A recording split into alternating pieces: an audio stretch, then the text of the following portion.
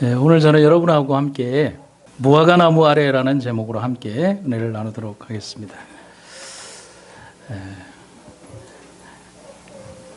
요한복음 1장에는 예수님과 나다나엘이라고 하는 사람의 만남의 장면이 등장을 하고 있습니다. 이 나다나엘과의 이 만남의 장면은 우리 성경의 그 초기 역사에 있어서 굉장히 중요한 의미를 던져주고 있고, 또 그리스도인과 신앙인이 어떠한 모습으로 예수님을 찾고 있고, 예수님이 사람을 부르실 때에 어떠한 모습과 마음으로 부르시는가를 명백하게 보여주는 것입니다. 나다나엘이라고 하는 이름의 뜻은 하나님의 선물이라는 이름의 뜻을 가지고 있습니다. 그런데 이 이름은 성경 다른 곳에서는 전혀 나오지 않고 오직 요한복음에만 등장을 하고 있습니다. 예수님을 만나기 이전부터 하나님의 율법에 충실했던 사람으로 성경은 기록을 하고 있습니다. 46절부터 48절까지의 내용을 보면 그렇습니다. 그래서 요한복음 1장 47절에 보면 예수께서 나다나엘이 자기에게 오는 것을 보시고 그를 가리켜 이르시되, 보라, 이는 참으로 이스라엘 사람이라 그 속에 간사한 것이 없도다 라고 말을 하고 있습니다. 그래서 성경을 연구하는 학자들은 나다나엘이라는 사람의 등장이 워낙 짧고 간결하고 또 때로는 너무 명료하게 등장을 하기 때문에 이 나다나엘을 또 다른 사람이라고 얘기를 합니다. 혹은 어떤 사람은 바돌로메라고 얘기를 하기도 하고, 어떤 사람은 마태일 것이다 라고 얘기하는 신학자들도 있습니다. 근데 그가 누구이든지 간에 항상 예수님을 따라다닌 사람이었고, 특히 요한복음 21장에서는 낙심한 제자들이 베드로와 함께 물고기를 잡으러 갈 때에 그 현장에도 있었던 것으로 기록이 되어 있습니다. 요한복음 21장 2절에 보면 시몬 베드로와 도마와 갈릴리 가나 사람 나다나엘과 또 다른 제자 둘이 함께 있더라라고 기록이 되어 있습니다. 근데 예수님 초기의 공생애에 나다나엘이 차지하는 의미는 굉장히 큽니다. 그것은 예수님의 부름을 받은 몇 명의 제자들과 최초의 전도를 받은 이 나다나엘이 초기 교회에 주초를 두고 있기 때문에 그렇다는 사실입니다. 그래서 정언에 있는 말씀을 읽어보면 이렇게 기록이 되어 있습니다. 그리스도 교회의 기초는 요한, 안드레, 시몬, 그리고 빌립과 나다나엘을 부름으로 시작되었다. 빌립은 부름을 받자 나다나엘을 찾으러 나갔다. 여러분, 선교 역사에 가장 간결한 전도 명령체가 있죠. Come, 그 다음에요, and 뭐예요? See 라고 하는. 그러니까 와라! 그리고 보라! 그러니까 그냥 기다린 듯이 와서 본 사람이 나다나엘이었던 거죠. 오늘 예수님은 나다나엘과 만났습니다. 그리고 그를 참된 삶으로 이끌고 계십니다. 그런데 성경에서 우리가 충분한 설명이 없지만 예수님의 그 간결 명료한 그 기록에서도 보면 나다나엘은 굉장히 진실한 신앙인이었습니다. 하지만 하나님이 그토록 자신을 가까이에서 지켜보리라는 확신은 가지지 못했던 사람이 나다나엘이었습니다. 그래서 나다나엘이 가졌던 모든 편견도 생각도 주님 앞에서는 모두 다 사라지고 그분의 앞에 무릎을 꿇고야만은 아름다운 기적의 현장이 요한복음에는 기록이 되어 있는 것입니다. 가슴 속에서 나오는 참된 진실만이 사람을 감동시킬 수 있습니다. 여러분, 나다나엘이 그냥 부르자마자 와서 그냥 아무 생각도 없이 예수님을 믿은 게 그런 게 아니에요. 그는 정말 진실한 고뇌와 아픔이 있었던 사람이고, 예수님께서 바로 그의 고뇌의 현장에 함께 하셨고, 그를 계속 지켜보시면서 그가 정말 그 이야기를 할 때 내가 너를 보았노라고 말씀하시면서 그의 마음과 가슴을 울린 응답이 있었다는 사실입니다. 그래서 예수님이 나다나엘과 하신 대화에서도 큰 공통점은 진실하심이라는 것입니다. 그 진실만이 사람을 변화시키는 것입니다. 그래서 예수님께서 이렇게 나다나엘에게 말씀하십니다. 그는 어떤 사람이다? 참 이스라엘 사람이다. 빌립의 한마디 전도 와 보라를 듣고 나다나엘은 예수님이 계신 곳으로 가게 됩니다. 그런데 마음속에는, 가면서도 나다나엘의 마음속에는 편견이 있었습니다. 그 편견이 여러분 뭔지 아시죠? 바로 이겁니다. 나사렛에서 뭐 그리 선한 것이 나올까라고 하는 편견이었습니다.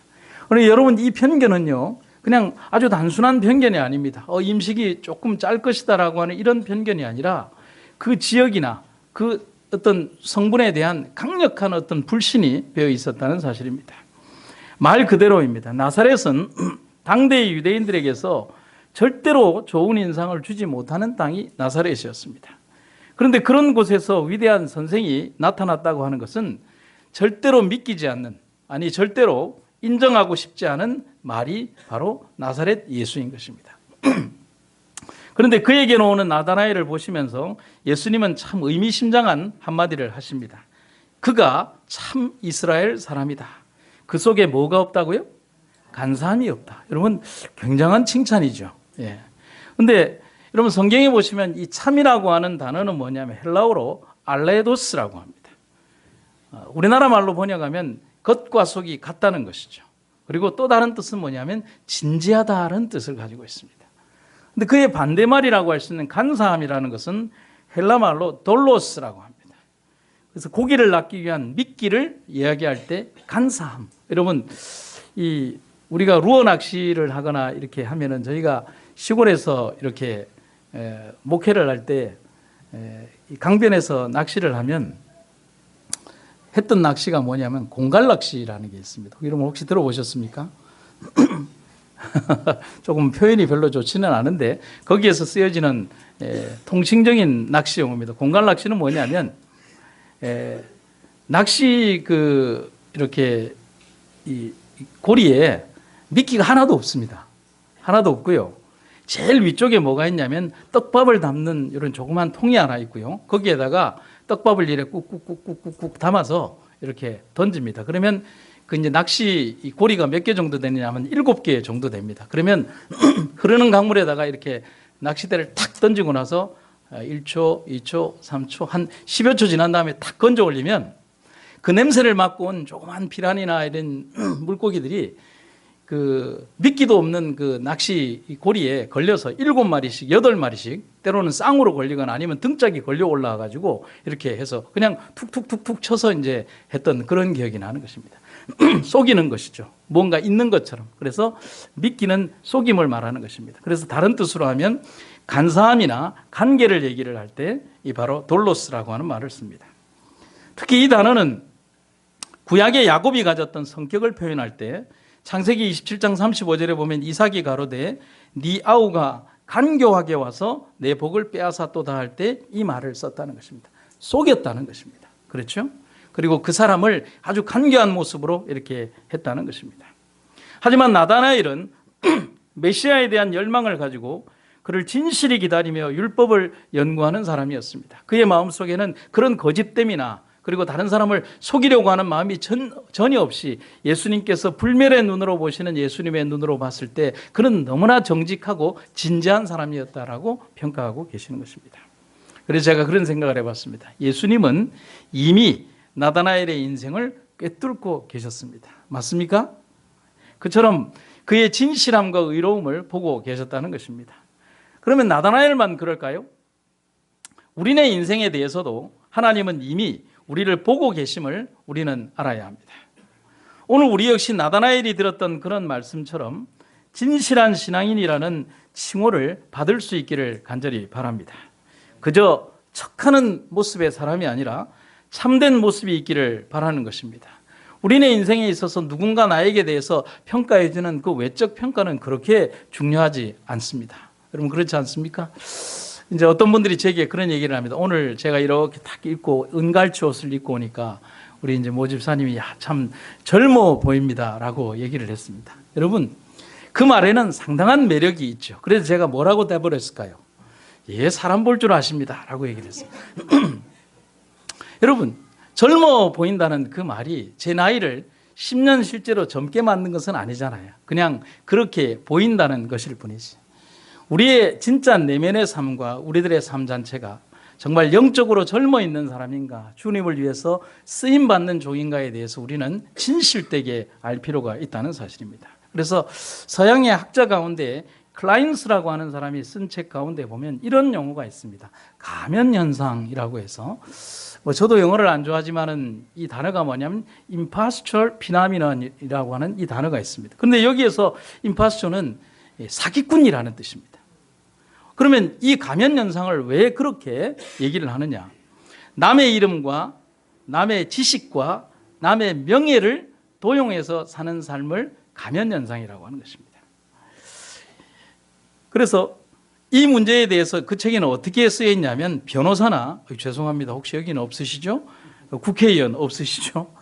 대기업의 중역이나 그리고 그뿐만이 아니라 뭐 목사들이나 그리고 사회의 많은 저명한 지도자들의 거의 대부분들 이 클라인스라고 하는 학자의 글에 의하면 70% 이상이 되는 사람이 바로 이 가면연상이라고 하는 병에 걸려 있다라고 얘기를 하고 있는 것입니다. 이렇게 설명할 수 있어요. 아무것도 못하면서 뭐 하는 척, 할 줄 아는 척, 아는 것이 없으면서 뭐 하는 거예요? 아는 척 하는 거예요. 알고 보면 이렇다 할 것이 아무것도 없고 부끄럽기 짝이 없으면서도 대단히 자기가 뭐 하는 것처럼 보이는 것. 그리고 남의 것이나 남의 돈이나 남의 지식이나 그런 모든 것들을 내 것인 양 착각하고 그렇게 자기를 이렇게 포장하는 그런 모습들을 가면연상이라고 하는 것입니다. 그래서 철학자 프로이드는 이런 사람을 뭐라고 얘기하냐면 뭐라고요? 위선자라고 하는 것입니다. 실제적으로 자기의 본 모습은 벌거숭이인데 어떤 껍데기를 잘 포장을 해서 그렇게 되어 보이는 것을 위선자라고 하는 것입니다. 다른 사람의 등을 치거나 어떤 다른 사람에게 대해서 치명적인 죄를 지었기 때문에 위선자가 아니라 자기의 겉모습을 가리운 채 그냥 그럴듯하게 보이는 것을 다 위선자라고 할 수 있는 것입니다. 그래서 여기에 보면 양의 옷을 입고 있는 늑대의 모습처럼 양이 아무리 늑대의 가죽을 입고 있어도 그는 양입니까? 늑대입니까? 늑대죠. 그가 아무리 나는 양입니다. 나는 양이에요. 내 손가락 만져보세요. 양이에요. 라고 얘기를 아무리 해도 그는 뭐죠? 늑대죠. 본질이 변하지 않는 한. 그래서 야고보 이야기에서 그를 간교함이라고 얘기해요. 그를 위선자라고 얘기하는 것은 아버지를 속이기 위해서 양의 털가죽을 입혀서 아버지에게 제가 아버지의 아들 에서입니다 라고 얘기를 했던 그 야곱의 이야기를 보면 바로 이 위선의 모습이 등장하는 것입니다. 여러분, 신앙인들에게 가장 많이 있는 병이 위선이라는 병입니다. 뭐라고요? 우리들에게 그런 병이 있죠. 요즘 신학생들은 안 그럴 거예요. 예전 신학생들은 예전 신학생들이라고 하면 안 되고 뭐 저를 포함한 그때의 신학생들은 경건해 보이려고 하는 모습을 참 중요하게 생각을 했어요. 그래서 걸을 때 그냥 안 걷고 성경을 이렇게 들고 한번 따라해 보십시오. 이렇게 들고 성경을 반쯤 이렇게 해서 이렇게 딱 우리 최인열 장로님 제일 잘 따라하십니다. 그러면서 빨리 걸어도 안 돼요. 천천히 걸으면서. 그러면서 목소리도 낮게 깔면서 그러십니까? 그리고 성경책이 반질반질하면 안 돼요. 그래서 이제 교수님들이 보면 교수님들 성경책이 굉장히 이렇게 낡아서 이렇게 손때가 묻어가지고 이렇게 막 구부러져 있는 성경책이 있지 않습니까? 그래서 어떻게 하면 저걸 흉내낼까 싶어가지고 방법을 터득했어요. 침을 계속 이렇게 침을 계속 바르면 이게 한 15년 정도 이렇게 성경을 본 것처럼 이래가지고 그걸 딱 이러고 지독한 그런 가면 현상 속에서 아직 다듬어지지 않은 겉만 번지르르한 모습으로 우리들이 살아오게 되었던 것입니다. 거짓된 내가 있는 한 진실하지 못하고 진실하지 못하는 한 누구를 사랑할 수도 없고 사랑받을 수도 없습니다. 누군가를 감동시키기 위해서는 진실한 마음이 있어야 하는데 그 진실한 마음은 포장될 수 없는 정말 하나님의 영이 있어야만 가능하다는 사실을 우리는 기억해야 합니다. 그래서 내가 누구인지도 모르는 시대에서 그저 거품과 신기루만을 쫓는 사람들이 되어서는 안 됩니다. 그래서 참된 삶이란 그리고 참된 신앙인이란 진실함으로 하나님과 함께 살아가는 것임을 여러분과 제가 잊지 마시게 되기를 간절히 바랍니다. 오늘 부족한 제가 설교를 하면서도 이 설교 속에서 어쩌면 저의 모습이 드러나서는 안 되는데 우리가 신앙생활을 하면서도 나의 모습이 먼저 드러나서는 안 되는데라고 하는 고뇌와 고민이 오늘 우리의 강단과 우리의 신앙생애에 함께 하시기를 간절히 바라는 것입니다. 예수님께서 나다나엘에게 이렇게 얘기하십니다. 네가 무화과나무 아래에 있을 때 내가 너를 보았다. 대단히 충격적인 말이죠. 나다나엘은 자신에게 대하여 하시는 예수님의 말씀을 들으면서 놀랄 수밖에 없었습니다. 그것은 자신이 칭찬을 받아서가 아니라 예수님의 음성에서 그리고 그의 눈빛에서 이미 그의 삶을 꿰뚫고 계신 분임을 느꼈기 때문인 것입니다. 그래서 나다나엘이 이렇게 얘기합니다. 아니 어떻게 나를 아십니까? 그때 예수님이 이렇게 대답하시죠. 빌립이 너를 뭐 하기 전에? 정확하게 한번 대답해서 빌립이 너를 뭐 하기 전에? 부르기 전에. 네가 무화과 나무 아래에 있을 때에 너를 보았다. 여러분 시점으로 예수님께서는 빌립이 막 뛰어가서 나다나엘을 부르러 가기 이전에 시간과 공간의 차이가 있음에도 불구하고 예수님은 시간과 공간의 개념을 넘어서 이미 나다나엘이라고 하는 사람의 기도처에서 그의 기도하는 모습을 보고 계셨다는 것이죠. 과거형으로. 이 말은 나다나엘에게 있어서 엄청난 충격이 되지 않을 수 없습니다. 그리고 이 말은 오늘을 살아가는 우리들에게도 너무나 큰 충격이 된다는 사실인 것입니다. 무화과 나무란 나다나엘의 개인적인 비밀스러운 기도처를 말하는 것입니다. 그리고 그곳에서 그는 율법에 대하여 그의 인생과 삶에 대하여 하나님께 기도하고 있었는데 아무도 나를 본 사람이 없고 그리고 어떤 이도 나의 이 은밀한 장소에 대해서 잘 알지 못하는데 예수님은 이미 내가 기도하고 있는 모습을 보고 계셨다는 사실이죠. 이 말 속에는 나다나엘을 압도하는 거대한 한 권위가 선포되고 있는 것입니다. 예수님 자신이 바로 무화과 나무 아래에서 고민하고 방황하는 한 구도자의 기도를 들으시는 메시아, 당신이 기도를 들으시는 하나님임을 나다나엘에게 말씀하고 계신 것입니다. 여러분 아멘입니까? 오늘 우리의 주님께서 여러분들의 그 무화과 나무 아래에서 드리는 그 기도에 대하여 이미 알고 계심을 그리고 듣고 계심을 우리가 기억하시기를 간절히 바랍니다. 시대의 소망에 보면 이렇게 기록이 되어 있습니다. 그것으로 뭐 했다? 충분했다. 무화과 나무 아래서 홀로 기도하던 나다나엘에게 증가했던 하나님의 영이 이제는 예수님의 말씀을 통하여 그에게 말씀하셨다. 의욕을 가지고 어느 정도 선입견에 빠져 있기는 했지만 나다나엘은 진리를 찾는 정직한 욕구를 가지고 그리스도에게 나왔다. 이제 그의 소원은 이루어졌다. 그의 믿음은 자기를 예수께로 인도한 자의 믿음을 능가했다. 그는 이렇게 대답했다. 라비여, 당신은 하나님의 아들이시오. 당신은 이스라엘의 임금 1호소이다. 아멘. 여러분 우리가 이 장면을 통해서 꼭 기억해야 되는 것이 바로 이것입니다. 우리는 예수님의 말씀을 들으면서 또 하나님의 말씀을 접하면서 우리가 때로는 놓이게 되는 외롭고 힘들다라고 생각하는 기도의 자리에는 결코 나 혼자 존재하지 않는다는 사실을 기억하시기를 간절히 바랍니다. 삶의 어느 경점에 있다 할지라도 삶의 어느 경황과 어느 순간에 존재한다 할지라도 우리는 분명히 우리의 주님께서 우리와 함께 하신다는 사실인 것입니다. 아무리 고독한 자리일지라도 무릎 꿇은 그 자리에는 우리를 향한 하나님의 동행이 있음을 여러분과 제가 기억하시기를 간절히 바랍니다. 제가 이렇게 한번 써봤습니다. 우리에게도 무화과 나무는 있습니다. 아멘입니까? 우리들이 살아가면서 느끼는 인생의 절망감 혹은 인생의 부단한 고통과 현실적인 장벽을 느끼면서 찾게 되는 우리의 기도처가 분명히 있습니다. 하지만 그 자리는 나 혼자만이 남게 되는 고독한 빈자리가 아님을 우리는 기억해야 합니다. 나다나엘의 모습을 지켜보시며 그의 기도에 대하여 명상에 대하여 고민에 대하여 함께 하시는 그분이 오늘의 우리와 함께 하고 계신 것입니다. 그래서 제가 우리의 기도에 대해서 하나님께서 분명히 딱 세 가지를 약속을 하십니다. 아주 짧게 설명을 드리죠. 이 문장만 보시면 됩니다. 첫 번째, 그분은 우리의 기도를 뭐 하신다? 그분은 우리의 기도에 응답하신다. 그분은 우리의 기도를 아멘입니까? 아무도 알아주지 않는 나만이 드리는 좁은 공간의 기도이지만 하나님은 다 아시는 거예요. 여러분, 내가 아무리 은밀한 공간에서 얘기했다고 해서 그분이 듣지 못하신다면 그분은 하나님이 아니에요. 내가 아무리 고독의 장소에서 내 마음속으로 웅얼거린 것이라 할지라도 그분이 내 마음속 깊은 곳에 있는 나의 고민과 눈물에 대하여 알아주시지 않는다면 나는 기도할 필요가 없는 거예요. 그러나 나는 아무리 혼자 있고 나는 아무리 괴롭고 나는 아무리 은밀한 장소에서 기도했다 할지라도 하나님은 말씀하시죠. 내가 다 안다라고 말합니다. 내가 너의 기도를 듣고 있다라고. 그래서 링컨은 우리에게 이런 얘기를 하고 있습니다.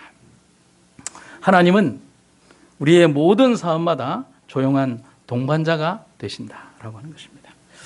여러분, 제가 오늘 새벽에 설교를 마무리하면서 한 장의 사진을 발견했는데 너무 좋아서 여러분들에게 좀 보여드리도록 하겠습니다. I will never walk alone. 나는 절대로 혼자 있지 않습니다. 여러분, 이 약속을 여러분과 제가 기억하시기를 간절히 바랍니다. 은혜를 이 정도밖에 안 받으신 것 같은데 다시 한번 여러분, 하나님께서 절대로 나를 혼자 두지 않으심을 기뻐하시기를 간절히 바랍니다. 감사합니다. 나다나엘의 마지막 대답이 있습니다. 당신은 하나님의 아들이십니다라고 얘기를 합니다. 여러분, 성경을 통해서 보면 나다나엘과 예수님에 대한은 굉장히 짧아요. 나다나엘과 예수님에 대한은 2번밖에 없습니다. 그것도 나다나엘의 질문은 1번밖에 없습니다. 하지만 자신의 모든 것을 알고 계신 예수 그리스도 앞에 굴복할 수밖에 없었습니다. 그는 하나님의 아들인 것입니다. 그의 정직한 고백, 자신을 내세우지 않고 담대한 모습으로 하나님을 인정할 수 있는 용기, 그것이 또한 나다나엘이 가진 가장 좋은 품성 중에 하나인 것입니다. 여러분, 잘못하셨습니까? 자기를 변호하거나 두꺼운 옷으로 자기를 가리우려고 하지 말고 하나님 용서해 주십시오라고 벌거벗은 모습으로 나오면 되는 거예요. 내 삶에 더러움이 있습니까? 그것을 가리우고 그 냄새를 가리우기 위해서 노력할 것이 아니라 냄새나는 그대로 내 모습 이대로 받아달라고 주님 앞에 나오는 것입니다. 하나님의 아들이 항상 자신을 바라보셨듯이 그 역시도 하나님을 바라보며 살아가기를 원하시는 것입니다. 오늘 예수님이 질문하십니다. 내가 너희를 무화과 나무 아래에 있는 것을 보았다고 함으로 믿느냐라고 말씀하십니다. 여러분, 우리는 믿음의 눈으로 더 넓고 광대한 하나님의 사랑을 인정하고 바라보는 사람들이 되어야 할 것입니다. 제가 마지막으로 한 이야기를 좀 들려드리도록 하겠습니다. 지금부터 약 한 250년 전의 이야기라고 말씀드릴 수가 있겠습니다. 32살 된 윌리엄 코퍼라고 하는 사람이 일생에 있어서 정말 중대한 고비를 만나게 되었습니다. 무슨 일인지는 모르지만은 더 이상 인생을 살아갈 용기가 없었던 사람에게 있어서 남은 것은 뭐밖에 없죠? 이제 자살을 해야 되겠다는 생각을 하는 것입니다. 그래서 이 코퍼는 길거리에 있는 사람에게서, 나쁜 사람들에게서 아편을 사들고 죽으려고 했습니다. 그래서 그는 마차를 타고 마부에게 템스강에 가자고 했습니다. 거기에 가서 이제 코퍼는 다리에서 투신 자살을 하려고 하는 것이었습니다. 그런데 그날 밤 런던에 짙은 안개가 끼어 있었습니다. 1시간 동안이나 마차가 달렸지만 목적지에 닿을 수가 없었습니다. 막 자기는 죽고 싶은데 목적지에 다다르지 않으니까 조급함도 있고 화가 난 코퍼는 내려서 그러면 내가 템스강 다리까지 걸어가야 되겠다라고 하면서 마차에서 내렸습니다. 마차에서 내려서 여기가 어디쯤인가 하고 이렇게 보니까 놀랍게도 마차가 내린 곳은 자기 집 앞이었습니다. 1시간 내내 마차는 자기 집 문 앞 그 도로를 뺑뺑 돌면서, 마부도 무슨 일인지 모르지만 뺑뺑 돌면서 1시간 동안을 다니다가 결국은 내린 곳이 자기 집 문 앞에 내린 것입니다.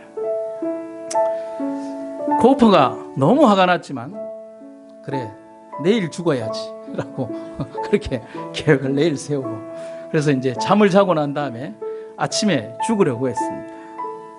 그래서 다음날 아침 코퍼는 이제 칼을 찾았습니다. 칼을 찾았는데 칼이 부러져 있는 거예요. 그러면 목을 메고 죽어야 되겠다. 그래서 이제 이 대들보에 목을 메었습니다. 그리고 정말 죽게 되었습니다. 그런데 그가 이제 의식분명 상태에 들어갔을 때 줄이 끊어지고 말았습니다. 그리고 또 살아났습니다. 코퍼가 깨고 나서 여기가 살아있는 데인지 죽어있는 데인지 조금 이렇게 정신이 혼미할 때 자기가 살아있음을 느끼게 되었습니다. 그리고 그는 섬광처럼 지나가는 한 생각에 머물게 되었죠. 누군가 나의 죽음을 막고 계시구나. 그리고 그는 자기가 지금껏 외면했던 성경을 펼쳐 들었습니다. 그리고 미친 듯이 그냥 성경책에 나와 있는 구절들을 읽기 시작했습니다. 거기에 단 한 구절이라도 자기의 삶을 불행하게 만드는 구절이나 아프게 만드는 구절이 있다면 또 다시 죽어야 되겠다고 생각했는데 펼쳐지는 곳마다 살라고 명령하는 하나님의 사랑만 이야기하는, 그리고 내가 너와 함께한다는 구절만이 눈에 띄었습니다. 그리고 마지막에는 하나님께서 모든 죄를 용서해 주신다는 것을 깨닫고 그는 눈물을 흘리면서 하나님께로 돌아오갔습니다. 카우퍼는 시인입니다. 그래서 자기의 이 격한 감동을 글로 쓰기 시작했습니다. 그리고 아름다운 시가 완성이 되었고 그 시에다가 후대의 사람들이 곡을 붙였죠. 그것이 참미가 282장에 나오는 샘물과 같은 보혈은이라고 하는 것입니다. 그럼 여러분 거기에 보시면은 작시에 윌리엄 카우퍼라고 하는 사람이 등장을 합니다.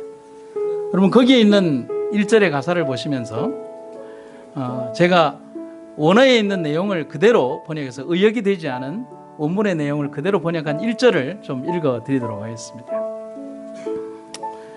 임마누엘의 몸에서 흘러나온 보혈의 샘물이 있네. 그곳에 뛰어든 죄인은 모든 더러운 죄를 씻음받는 도다. 모든 죄 씻음받네. 모든 죄 씻음받네. 그곳에 뛰어든 모든 죄인은 모든 죄 씻음받네. 여러분, 예수님의 살아계심을 잊지 마시기를 간절히 바랍니다. 어떻게 나를 아시나이까? 라고 여러분들도 이렇게 질문해 보신 적 있으십니까? 여러분, 이 질문에 대해서 분명한 대답은 어떻게 그분이 모르실 수 있겠습니까? 어리석은 질문 아닙니까? 그분이 생명을 주셨는데, 그분이 나 때문에 피 흘리셨는데 어찌 모를 수 있겠습니까? 오늘 예수님이 대답하십니다. 내가 너희를 이미 보고 있다고 말입니다. 오늘 우리들의 삶을 이미 보고 계시는 그 주님의 사랑을 여러분과 제가 잊지 마시기를 간절히 바랍니다. 말씀을 마치겠습니다.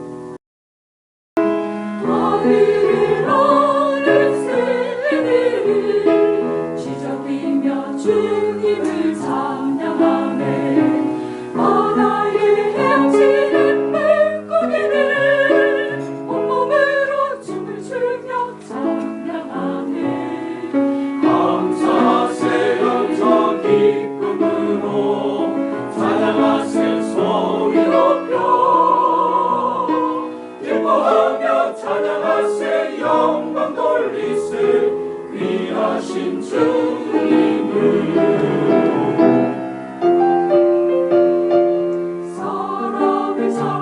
사람을 창조해 신비로운 예수 우리를 어린 나이 마음에